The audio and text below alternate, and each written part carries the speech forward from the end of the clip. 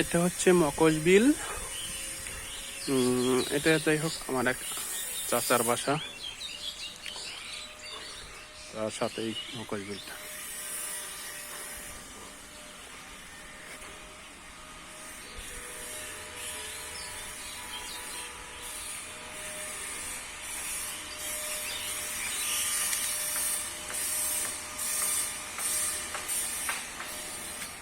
এটাই হচ্ছে জলকুটির।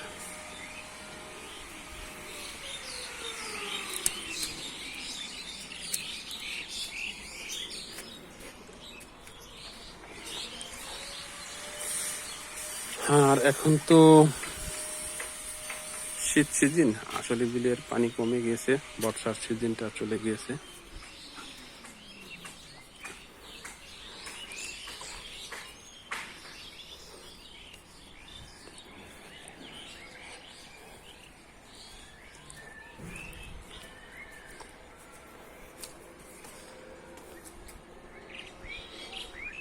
তো সো গাইস, অবশ্য আমার চ্যানেলটি বা দেখে বা ভিডিওটা দেখে অবশ্যই যদি ভালো লাগে থাকে সবাই সাবস্ক্রাইব করবেন প্লিজ প্লিজ।